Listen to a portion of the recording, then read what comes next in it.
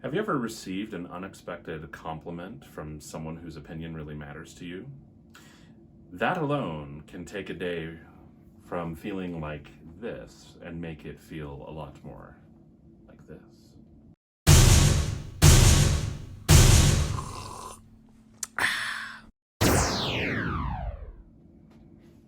Hi everyone, this is Dr. Brett Pierce, child psychologist, coming at you with another video. Now, I got a comment on Facebook from someone saying, well, hinting that I tend to talk a lot about what not to do. And there is a big reason for that, because when we're doing things that actively cause stress and problems, then, we want to not do those things. But point taken, let's today talk about a very important and powerful and easy and free tool that parents can use to help kids who are having days that look like this and turn them into this. Toss those aside for now. But before we get into all of that, of course, it is time for the 3 T's.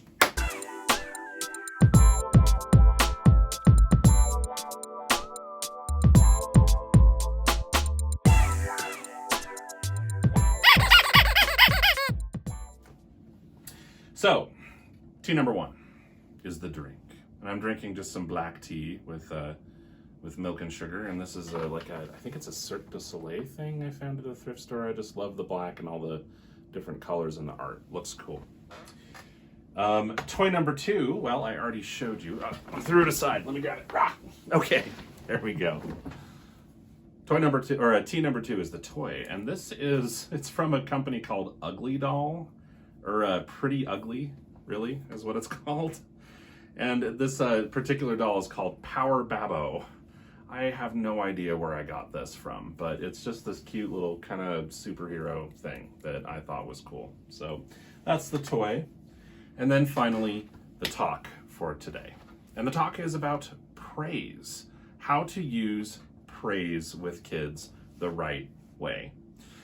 So, definitionally, what praise means is to effectively offer a compliment with the intention of communicating to a kid that you like the behavior that they are showing. And the idea is that praise can be a very powerful reinforcer, if we want to call it that. The point is, it can feel very, very good, and it can really help signal a kid that you want to see more of whatever that behavior is. So, there are basically 3 things, in my estimation, that make for effective praise. First, it must be specific. Second, it must be timely. And third, it must be positive. Which might sound strange, like, of course it's positive, it's praise, but there is a way to sort of give kind of backhanded praise that diminishes its effectiveness. So, let's dive right into explaining these more specifically. And indeed, let's talk about number 1, which is praise needs to be specific. It is okay to just tell your kid, good job, when your kid is, say, handling a conflict with his brother in a reasonably calm, friendly fashion. However, that is not too specific, and it doesn't help the kid really connect exactly what it is they're doing with you being happy with their behavior.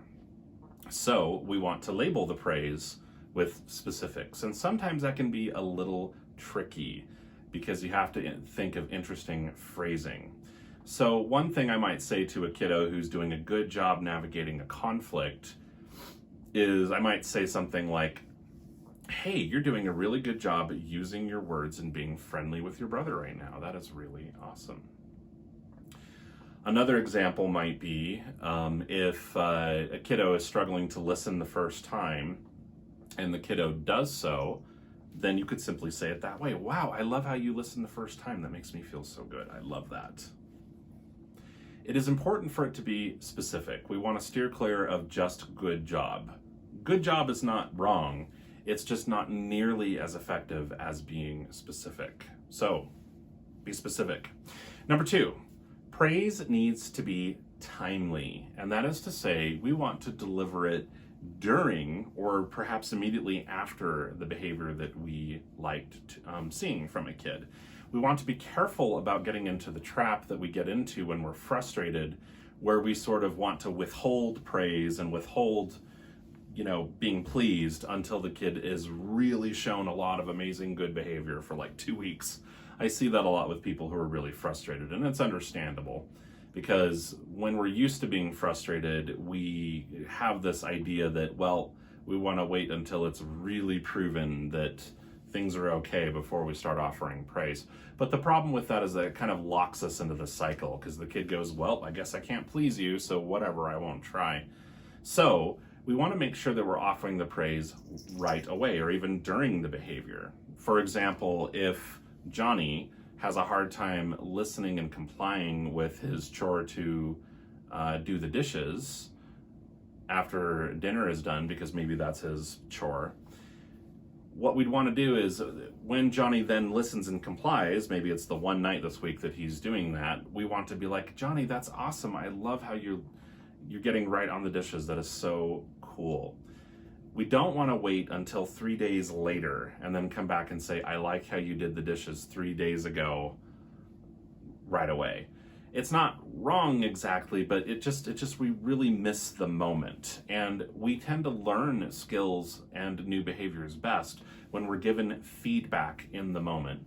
Because not only is praise a reinforcement in the sense that it feels good to get good attention from someone we care about, but it's also instructive because it signals us, wow, that was a good thing. I need to do more of that. So please be timely with praise. And the third area, and this is one where we can really struggle if we're used to being really frustrated with kids, is that praise must be positive. It must be positively phrased. We don't want to give backhanded praise. And I'm reminded of an old movie, probably going to date myself at this point, but American Beauty. There's a family of three, a mother, a father, and a daughter. And the daughter, who's a teenager, has this school dance performance thing for a sporting event, and she executes it flawlessly, and her mother says, you didn't screw it up. It's almost like worse than not praising, because it feels, demeaning, it's backhanded. And even when we don't intend it to sound that way, when we phrase things negatively, or we phrase things like, you avoided the negative rather than you did the positive. So let's think of a few other examples. So sometimes this can be really challenging. So if you're trying to get a kid to omit a behavior, like the kid usually hits their brother during a fight and the kid didn't hit, it'd be tempting to say, you didn't hit him. And you might be true and you might be really excited, or it might be true and you might be really excited about that, but it's going to come off as like, you didn't screw it up. So instead, we want to say something like, you made a safe choice. You can think of it that way. And one trick is to think of, why is avoiding the behavior so important to you? And then say that. So another example might be, if we want kiddo to avoid hassling us when they want something, like, let's say I'm in the middle of doing dishes or something and kiddo comes up to me and says, you said we could play, you said we could play, you said we could play. And then this time around, the kiddo reminds me once that I said we could play video games or something, and then is patient. That is what I can hone in on. I love how patient you were this time. It felt really good to be able to get the dishes done. Thank you so much. I love that patience. You see, that's so much better than, you didn't hassle me, even though I get where the intention is. And so sometimes the phrasing is understandably a little bit difficult, but one trick is think of why this is important and then phrase it in that way. And so if we can use praise in this way with kids, and we should be using praise a lot with kids, especially kids who are struggling with a lot of misbehaviors. Yes, exactly right. We don't want to praise their misbehaviors per se, because that's just confusing. But instead, we want to hunt for the opportunities to praise them. If Bobby is freaking out and out of control 95% of the time, we want to wait until the 5% of the time where Bobby is fairly calm And then praise him. Wow, I love how you're calm and making respectful, friendly choices. That is so cool. Give me a high five. Things like that. Because kids who misbehave a lot are often very much stuck in this pattern. And we adults are a part of that pattern because misbehaviors almost always occur in the context of relationships with adults. That's just normal. So we want to make sure that we are sending signals to kids that we can be happy with things and that we're going to go out of our way to notice and help when kids are behaving well and to help them learn how to behave, in ways that are productive and respectful. Instead, we want to avoid the trap of being in frustration mode where we never offer any kind of reinforcement or praise and we're never pleased, and then kiddo goes, okay, well, I guess I can't please you, so my end of that dance is I misbehave, and the adult's end of the dance is, I'm really unhappy with you and I dole out punishments and consequences.